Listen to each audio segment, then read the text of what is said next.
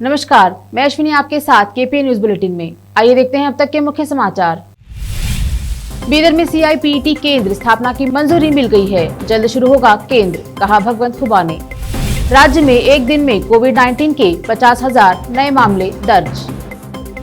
कर्नाटका में NCC में शामिल होने के लिए 7,500 कैडेटों के लिए अवसर उपलब्ध होगा, कहा CM बोम्मई ने। राष्ट्रीय बाल पुरस्कार विजेताओं से संवाद करेंगे प्रधानमंत्री नरेंद्र मोदी, जानिए किन बच्चों को मिलता है ये सम्मान। शाहीन बाग धरना मामले के फैसले पर स्पष्टीकरण मांगने वाली याचिका सुप्रीम कोर्ट में खारिज।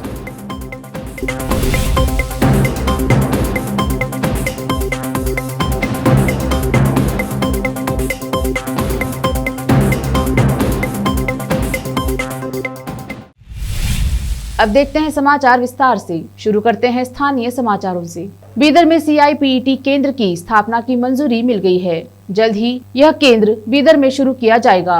यह जानकारी केंद्रीय राज्य मंत्री भगवंत खुबा ने आज शहर में स्थित भाजपा कार्यालय में पत्रकारों को संबोधित करते हुए उन्होंने कहा कि बीदर यहाँ केंद्र स्थापना के लिए भूमि की पहचान की जानी है, जिसके लिए अधिकारियों को निर्देश दिए गए हैं। हमारे कैमरामैन साबिर खान का कवरेज। ವಿಷಯಗಳನ್ನು ಸ್ಪಷ್ಟೀಕರಣವನ್ನು ಕೊಡಬೇಕು ಮತ್ತು ಅಭಿವೃದ್ಧಿ ಕಾರ್ಯಗಳನ್ನು ಹೇಳಬೇಕು ಮತ್ತು ಹೊಸ ಯೋಜನೆಗಳನ್ನು ಜಿಲ್ಲೆಯಲ್ಲಿ ಬಂದಿರೋದನ್ನ ನಮ್ಮ ಜನರ ಗಮನಕ್ಕೆ ತರಬೇಕು ಅನ್ನೋ ಉದ್ದೇಶದಿಂದ ಒಂದು 3 ಹಂತದಲ್ಲಿ ಹೇಳ್ತೀನಿ। ಮೊಟ್ಟ ಮೊದಲಿಗೆ ಬರುವಂತ ದಿನಗಳಲ್ಲಿ ಹೊಸ ಯೋಜನೆಗಳನ್ನು ಜಿಲ್ಲೆಗೆ ಅನೇಕ ಯೋಜನೆಗಳನ್ನು ಬರಬೇಕಾಗಿದೆ, ಈಗಾಗಲೇ ಬಂದಿರೋದನ್ನ ತಮ್ಮ ಗಮನಕ್ಕೆ ತರಬೇಕಂತ ಇಷ್ಟಪಡ್ತಾ ಇದ್ದೀನಿ। ಕಳೆದ 4 ವರ್ಷಗಳಿಂದ ಬೀದರ್ ಜಿಲ್ಲೆ ದಿವಂಗತ ಅನಂತಕುಮಾರ್ ಅವರ ಒಂದು ಆಶ್ವಾಸನೆ ಭರವಸೆ ಮೇರೆಗೆ ಸಿಪೆಟ್ ಅನ್ನ ಬೀದರ್ ಜಿಲ್ಲೆಗೆ ಕೊಡ್ತೀನಿ ಅನ್ನುವಂಥ ಭರವಸೆಯನ್ನು ಕೊಟ್ಟಿದ್ರು।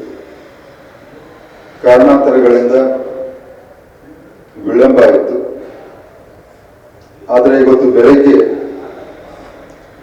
ನಮ್ಮ ಕೇಂದ್ರ ಸರ್ಕಾರದ ತಂಡ ಬೀದರ್ ಜಿಲ್ಲಾಧಿಕಾರಿಗಳ ಕಚೇರಿಯಲ್ಲಿ ಬರುವಂತ ಸಾಲಿನಲ್ಲಿ ಆ ಒಂದು CIPET training engineering college, post graduation college ಪ್ರಾರಂಭವನ್ನು ಮಾಡಬೇಕಂತ ಜಿಲ್ಲಾಧಿಕಾರಿಗಳ ಜೊತೆಯಲ್ಲಿ ಪ್ರಸ್ತಾವನೆ ಏನಂದ್ರೆ ನಮ್ಗೆ ಏನೇನು ಅವಶ್ಯಕತೆ ಇದೆ ಅನ್ನುವಂಥದ್ದನ್ನ ಇವತ್ತು ಬೆಳಗ್ಗೆ ನನ್ನ ಒಂದು ಅಧ್ಯಕ್ಷತೆಯಲ್ಲಿ ಆ ಒಂದು ಸಭೆಯನ್ನ ಜರುಗಿತು। ರಾಜ್ಯ ಸರ್ಕಾರ 10 ಎಕರೆ ಜಮೀನನ್ನ ಕೊಡ್ಲಿಕ್ಕೆ 3 ಸ್ಥಳಗಳನ್ನ ಪರಿಶೀಲನೆಗೆ ತೆಗೆದುಕೊಂಡಿದೆ। ಒಂದು ಬೀದರ್ ಔರಾದ್ ರಸ್ತೆಯಲ್ಲಿ ಬಲ್ಲೂರ್ ಹತ್ರ ಒಂದು।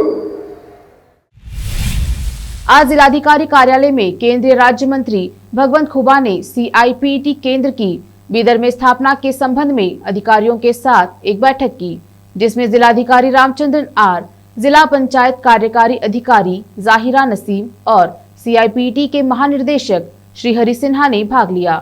हमारे संवाददाता असलम खान और संतोष का कवरेज। आज तेलंगाना के जहीराबाद में जमीयत उलमा ए हिंद द्वारा शहर के शांति नगर में रक्तदान शिविर का आयोजन किया गया, जिसमें 70 से अधिक युवाओं ने रक्तदान किया। इस अवसर पर मौलाना अब्दुल मुजीद खासमी, मुफ्ती अब्दुल सबूर खासमी, मुफ्ती अब्दुल खुद्दूस खासमी सहित अन्य उपस्थित थे।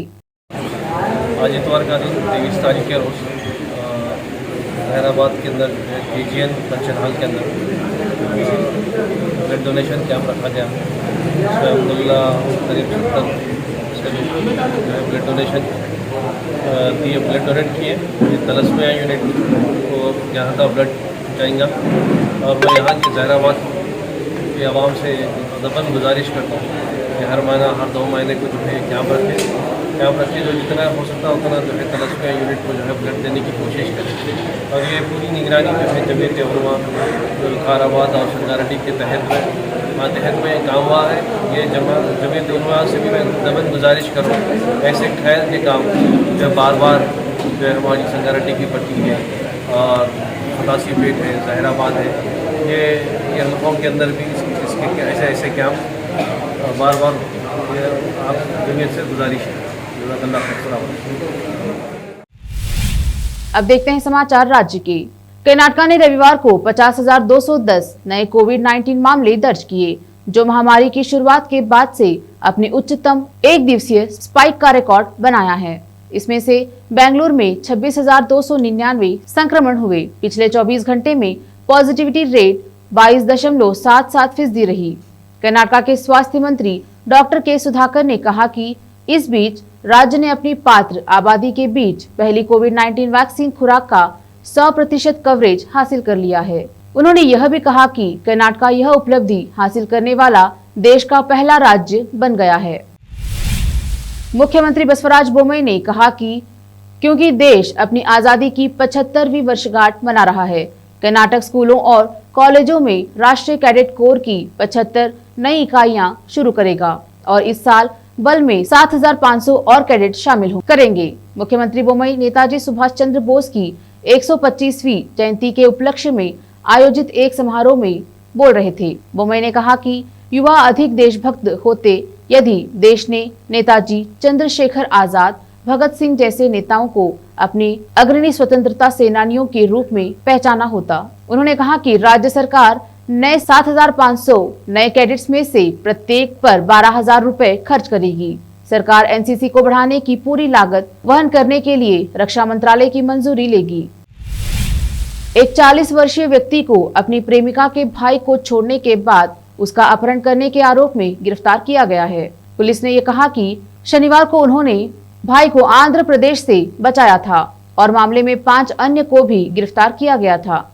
बेंगलुरु के राजगोपाल नगर के एक ऑटो रिक्शा चालक श्रीनिवास उर्फ बट्टू-सीना 2 बच्चों की 25 वर्षीय मां के साथ रिश्ते में थे, जो अपने पति से अलग होने के बाद मई 2021 में उसके साथ रहने लगी थी। हालांकि नवंबर 2021 में जब से महिला ने उसे छोड़ दिया, तब से श्रीनिवास ने उसे उसके माता पिता के घर अंद्राहल्ली से वापस लाने की बहुत कोशिश की थी, लेकिन जब उसने उसके फोन नंबर को ब्लॉक करके उसके साथ सभी संबंध तोड़ दिए, तो श्रीनिवास ने कथित तौर पर राजगोपाल नगर के एक बस चालक उसके भाई एम वेंकटेश के अपहरण की साजिश रचकर उसका अपहरण किया था, जिसे अब पुलिस ने बचा लिया है। अब लेते हैं एक छोटा सा ब्रेक, जल्द लौटेंगे ब्रेक के बाद। हिंदुस्तान के हर कोने में हम हैं मौजूद। 24 घंटे हालात पर गहरी नजर, खबरों से जुड़े चुपते सवालात और आपको दिखाता है धार्मिक, सामाजिक, राजनीतिक, लोकल और इंटरनेशनल न्यूज की सबसे बेहतर कवरेज, जो आपको रखती है हर पल बाखबर। देश और दुनिया भर की खबर के लिए देखते रहें KP news 24/7। Noor education trust Bidar की ओर से चलाए जाने वाला Noor MEd college Bidar, recognized by NCTE Delhi and affiliated to Gulbarga University, Gulbarga. Admission are open for the academic year 2021-22. विशेषज्ञ और सक्षम शिक्षकों द्वारा शिक्षा प्राप्त करने के लिए नूर एमएड कॉलेज में दाखिला लें और शांत वातावरण में शिक्षा प्राप्त करें। बीदर शहर में बेहतर शिक्षा का एकमात्र केंद्र Noor MEd college, Shahpur gate, Bidar. Phone numbers 9945283920, 8482221297। Break के बाद आपका स्वागत है। देखते हैं आगे के समाचार। प्रधानमंत्री नरेंद्र मोदी राष्ट्रीय बाल पुरस्कार के विजेताओं से आज यानी सोमवार को वीडियो कॉन्फ्रेंसिंग के माध्यम से संवाद करेंगे। केंद्रीय महिला एवं बाल विकास मंत्री स्मृति ईरानी और राज्य मंत्री एम महेंद्र भाई भी इस मौके पर मौजूद रहेंगे। भारत सरकार प्रधानमंत्री राष्ट्रीय बाल पुरस्कार के तहत बाल शक्ति पुरस्कार नवाचार, खेल, कला और संस्कृति, सामाजिक सेवा, स्कूली क्षेत्र और बहादुरी के क्षेत्र में असाधारण क्षमताओं और उत्कृष्ट उपलब्धियों वाले बच्चों को सम्मानित करती है। सुप्रीम कोर्ट ने शाहीन बाग धरने के मामले में फैसले पर स्पष्टीकरण मांगने वाली याचिका खारिज कर दी है। सुप्रीम कोर्ट ने कहा कि फैसला खुद ही बोलता है। जस्टिस एसके कौल ने कहा, मुद्दा खत्म हो गया है, इसे क्यों सूचीबद्ध किया गया है? क्या स्पष्टीकरण मांगा गया है? मुझे समझ में नहीं आया। किसी स्पष्टीकरण की आवश्यकता नहीं है, पूरा मुद्दा खत्म हो गया है। बता दें कि जस्टिस एसके कौल और जस्टिस MM सुंदरेश की बेंच ने इस मामले की सुनवाई कर रही थी। स्पष्टीकरण के लिए अर्जी सैयद बहादुर अब्बास नकवी ने दाखिल की थी। राष्ट्रीय राजधानी दिल्ली की सत्ताधारी आम आदमी पार्टी ने नया चुनावी दांव चला है। आपके संयोजक अरविंद केजरीवाल ने अगले महीने 5 राज्यों में शुरू होने वाले विधानसभा चुनाव के लिए अपना डिजिटल अभियान एक मौका केजरीवाल को शुरू करते हुए दिल्ली वासियों से अपील की है कि वो आप सरकार द्वारा किए गए कार्यों का सोशल मीडिया पर प्रचार करें। उन्होंने दिल्ली वासियों से कहा, दिल्ली सरकार के अच्छे कामों पर वीडियो बनाकर ट्विटर, इंस्टाग्राम, फेसबुक पर अपलोड करें और लोगों को बताएं कि आपको इससे कैसे फायदा हुआ। इसके साथ ही इन राज्यों में जो आपके परिचित है उन्हें व्हाट्सएप के जरिए अपील करें कि एक मौका केजरीवाल को दे। केजरीवाल ने कहा, 50 दिल्ली वासी जिनके वीडियो वायरल होंगे उन्हें चुनाव के बाद डिनर पर आमंत्रित किया जाएगा।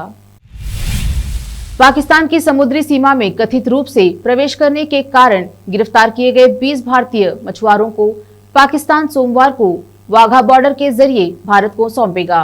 पाकिस्तान के एक वरिष्ठ कारागार अधिकारी ने यह जानकारी दी। कराची की लांडी जेल में रखे गए मछुआरों को मानवीय आधार पर भारत के गणतंत्र दिवस से पहले रविवार को रिहा कर दिया गया। रिहा किए गए इन मछुआरों को पाकिस्तानी जल क्षेत्र में अवैध रूप से प्रवेश करने और बिना अनुमति मछलियां पकड़ने के आरोप में गिरफ्तार किया गया था। उन्हें समाज कल्याण के लिए काम करने वाले संगठन ईदी फाउंडेशन ने सड़क मार्ग से लाहौर तक पहुंचाया। यूपी विधानसभा चुनाव में बयानबाजी और आरोपों का दौर जारी है। इस बीच भाजपा नेता संबित पात्रा ने समाजवादी पार्टी के चीफ और यूपी के पूर्व मुख्यमंत्री अखिलेश यादव पर निशाना साधा है। उन्होंने कहा कि आज मैंने एक महत्वपूर्ण अखबार में पूर्व मुख्यमंत्री अखिलेश यादव का इंटरव्यू पढ़ा, जिसमें उन्होंने कहा है कि पाकिस्तान भारत का असली दुश्मन नहीं है, बल्कि भाजपा वोटों की राजनीति के लिए पाकिस्तान को बीच में लेकर आती है। यह बयान बेहद शर्मनाक है और इसके लिए उनको देश से माफी मांगनी चाहिए। अब देखते हैं समाचार फिल्मों के। ऑस्कर की दौड़ में शामिल हुई सूर्या की जय भीम, मोहनलाल की फिल्म भी हुई शॉर्टलिस्ट। अब देखते हैं खेल जगत के समाचार। India versus South Africa. Rahul Dravid हार के बाद बोले KL राहुल ने किया बढ़िया काम, पर टीम पर बरसे। अंत में देखते हैं समाचार बाजार के। बजट से पहले शेयर मार्केट में हाहाकार, 550 अंक से ज्यादा गिरा निफ्टी, सेंसेक्स 1900 अंक टूटा। फिर से एक नजर आज की सुर्खियों पर। बीदर में CIPT केंद्र स्थापना की मंजूरी मिल गई है, जल्द शुरू होगा केंद्र, कहा भगवंत खुबा ने। राज्य में एक दिन में कोविड-19 के 50,000 नए मामले दर्ज। कर्नाटका में NCC में शामिल होने के लिए 7,500 कैडेटों के लिए अवसर उपलब्ध होगा, कहा CM बोम्मई ने। राष्ट्रीय बाल पुरस्कार विजेताओं से संवाद करेंगे प्रधानमंत्री नरेंद्र मोदी, जानिए किन बच्चों को मिलता है ये सम्मान। शाहीन बाग धरना मामले के फैसले पर स्पष्टीकरण मांगने वाली याचिका सुप्रीम कोर्ट में खारिज।